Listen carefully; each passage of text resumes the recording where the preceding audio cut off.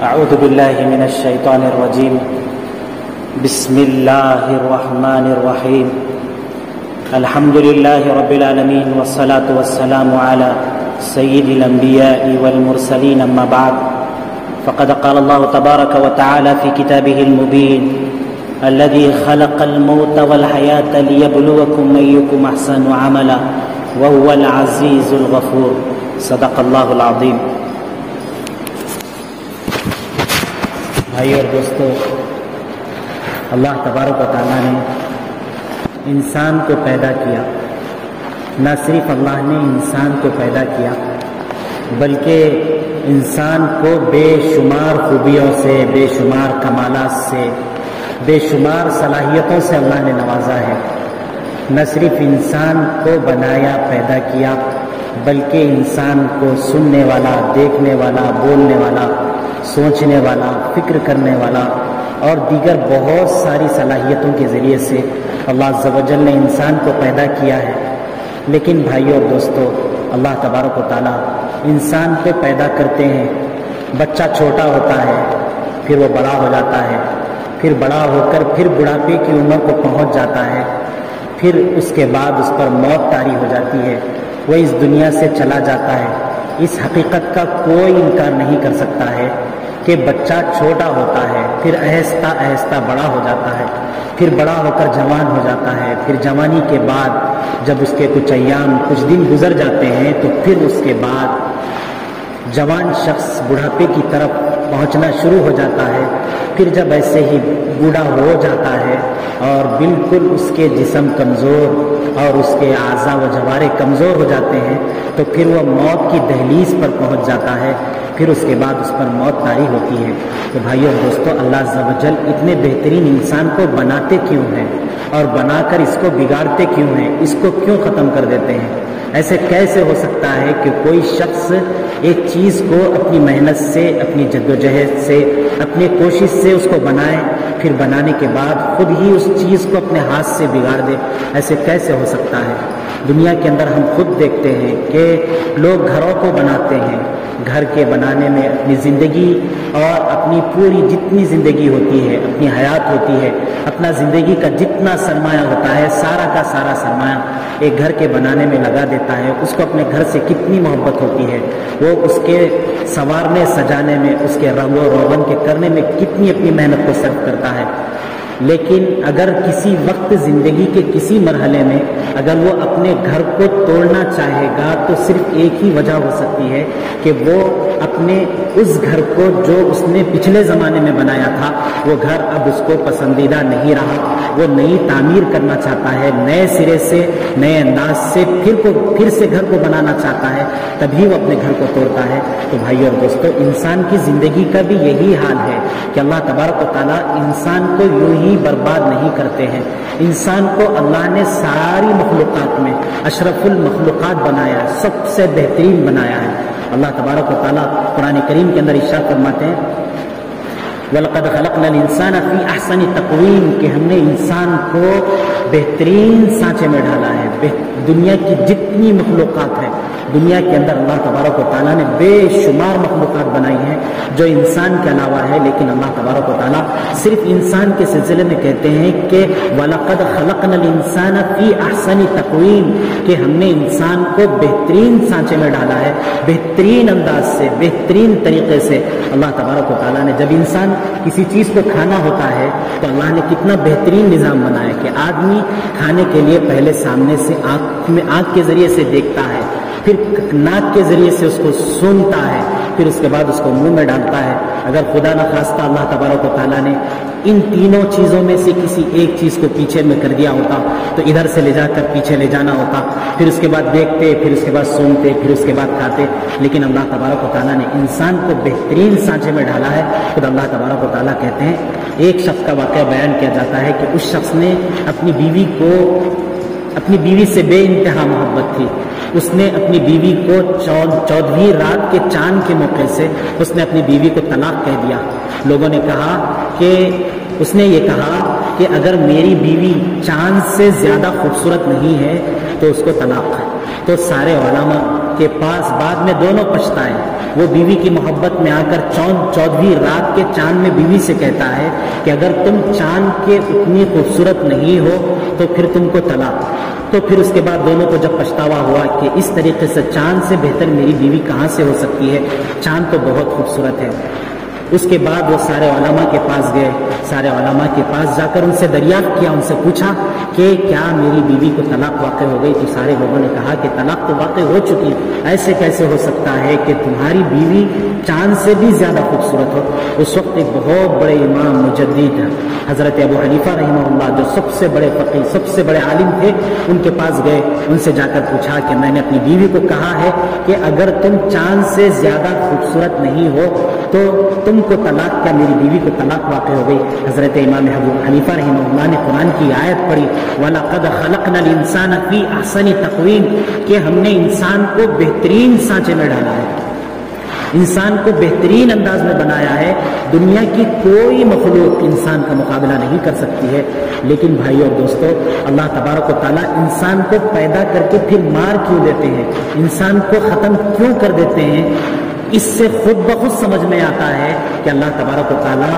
اس زندگی کے بعد ایک دوسری زندگی دینے والے ہیں. ورنہ تو دنیا کے اندر بھی دیکھتے ہیں کہ ہم اپنی چیز کو اپنے ہاتھ سے اسی وقت برباد کرتے ہیں جب اس سے بہتر، اس سے اچھے انداز میں اس چیز کو بنانا ہوتا ہے. تو اللہ تبارک و تعالیٰ بھی انسان کو جو موت دیتے ہیں، جس کا کوئی انکار نہیں کر سکتا ہے، گرچہ کہ دنیا کی مصروفیات میں لگ کر، دنیا کے دھندوں میں لگ کر، دنیا کے کاروبار میں لگ کر انسان اپنی آخرت کی زندگی کو بھول جاتا ہے، اس کے بعد آنے والی زندگی کو بھول جاتا ہے. بھائی اور دوستو، دو بھائی ماں کے پیٹ میں ہوتے ہیں، ان کا واقعہ بیان کیا جاتا ہے کہ دو بھائی ماں کے پیٹ میں ہوتے ہیں، وہ دونوں آپس میں، دو جڑوا بھائی ہوتے ہیں، ماں کے پیٹ میں ہوتے ہیں. اس کو عالم برزخ کہتے ہیں. قبر کی جو زندگی ہوتی ہے اس کو بھی عالم برزخ کہتے ہیں. ماں کے پیٹ میں آنے سے پہلے جو زندگی ہوتی ہے اس کو عالم ارواح کہتے ہیں. اس کو عالم دنیا کہتے ہیں. جہاں ہمیں ہمیشہ کے لیے جانا ہے اس کا نام ہے عالم آخرت، یعنی اخیر میں آنے والی دنیا، سب سے اخیر میں جا کر رہنا ہے. دنیا کہتے ہیں اس چیز کو جو آدمی کے بالکل قریب ہو. دنیا چونکہ ہمارے قریب میں ہے، ہمیں جو بھی عمل کرنا ہے، جو بھی اپنی آخرت کے لیے تیاری کرنی ہے، وہ ساری کی ساری تیاری اس دنیا میں کرنی ہے. نہ تو جہاں پر عالم ارواح ہے، جہاں پر ہماری روحیں موجود تھی، وہاں پر بھی ہمیں تیاری کرنی نہیں تھی. ماں کے پیٹ کے اندر بھی تیاری کرنی نہیں تھی. نہ تو قبر کے اندر تیاری کرنی ہے، نہ تو عالم آخرت کے اندر تیاری کرنی ہے، بلکہ تیاری تو صرف اور صرف اس دنیا کے اندر کرنی ہے. اس کے بعد جو آخر میں زندگی آنے والی ہے، ہم سب بھی کہتے ہیں، قرآن بھی کہتا ہے کہ اس کو کہتے ہیں عالم آخرت، اخیر میں آنے والی زندگی. دو بھائی ماں کے پیٹ میں ہوتے ہیں. بھائی کہتا ہے، ایک بھائی کو زیادہ پتہ نہیں ہوتا ہے، دوسرا بھائی کہتا ہے دیکھ بھائی، ہم جو ماں کے پیٹ میں ہم دونوں یہاں پر موجود ہیں، ہمیں اس دنیا سے دوسرے دنیا میں منتقل ہونا ہے، دوسری دنیا میں جانا ہے جو بہت بڑی وسیع دنیا ہے،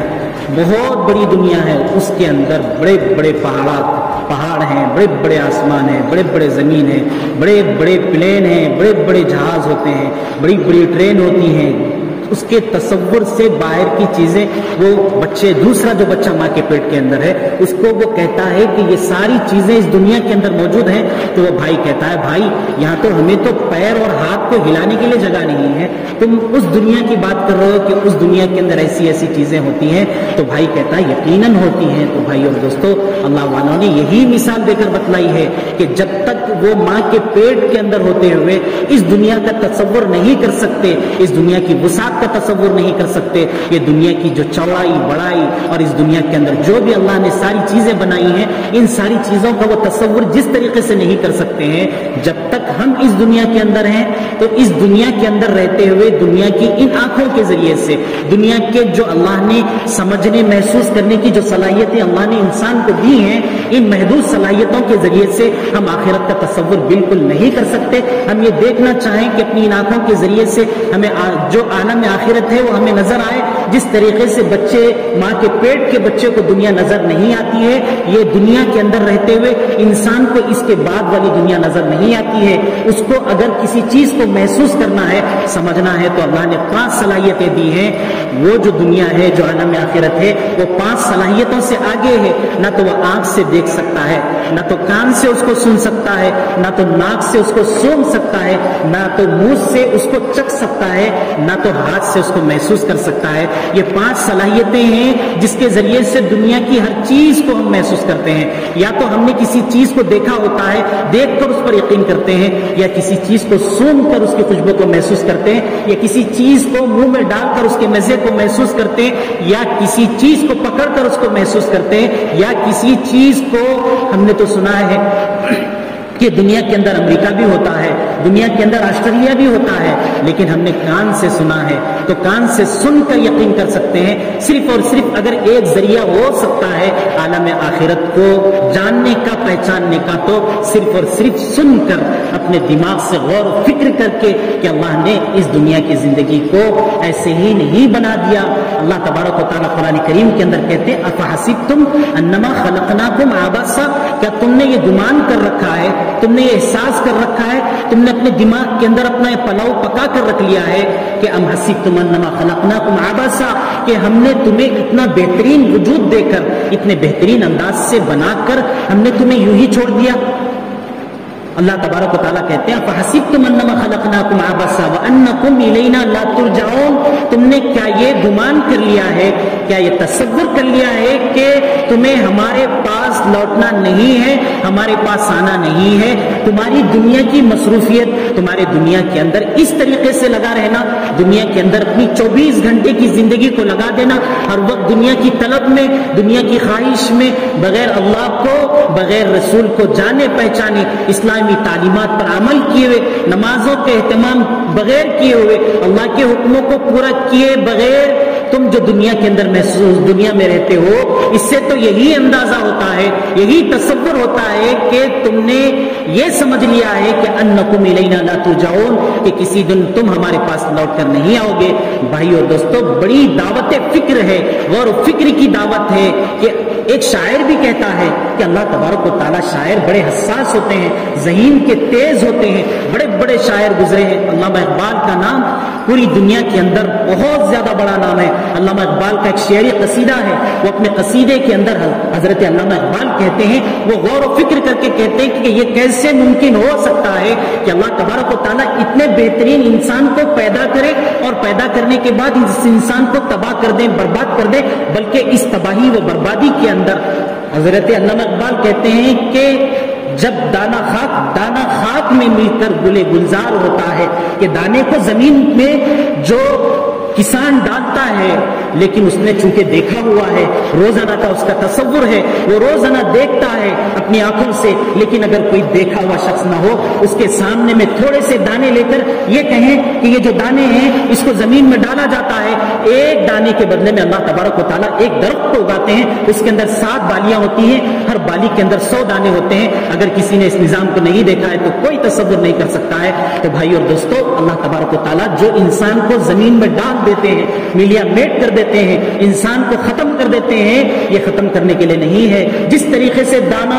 زمین میں جا کر اپنے وجود کو خاکستر کر کے, اپنے وجود کو ختم کر کے, اپنے آپ کو ملیا میٹ کر کے کئی ایک دانوں کے وجود کا ذریعہ بنتا ہے, انسان کی زندگی بھی اللہ تبارک و تعالیٰ کے یہاں ایسی ہی ہے کہ اللہ تبارک و تعالیٰ انسان کو یوں ہی نہیں مار دیتے ہیں, ورنہ تو اللہ تبارک و تعالیٰ نعوذ باللہ اللہ ظالم ہو جائیں گے کہ اللہ تبارک و تعالیٰ اپنی مخلوق کو اپنے ہاتھ سے خود سے پیدا کرے, پھر اس کو ملیا میٹ کر دیں, اس کو ختم کر دیں. اسی لیے بزرگان دین کہتے ہیں بھائی اور دوستو, یہ جو جسم ہوتا ہے, یہ جسم تو ایک خالی خول ہے, اس کی کوئی حیثیت نہیں ہے. یہ جو انسان کی روح ہوتی ہے, جو اپنا سفر طے کرتی ہے عالم ارواح سے, جہاں پر ساری روحیں ہوتی ہیں, وہاں سے وہ ماں کے پیٹ کے اندر بچے کا جہاں ڈھانچہ بنتا ہے, یہ ڈھانچہ اس دنیا کے لیے ہوتا ہے, اس کے بعد وہ ڈھانچہ نہیں ہوتا ہے. پھر اس کے بعد ماں کے پیٹ میں وہ ڈھانچے کے اندر اس روح کو ڈالا جاتا ہے, وہ روح جو وہاں پر اس کے اندر ڈالی جاتی ہے, ماں کے پیٹ کے اندر 6 مہینے کے اندر ڈالی جاتی ہے. اس جسم کے ساتھ انسان کو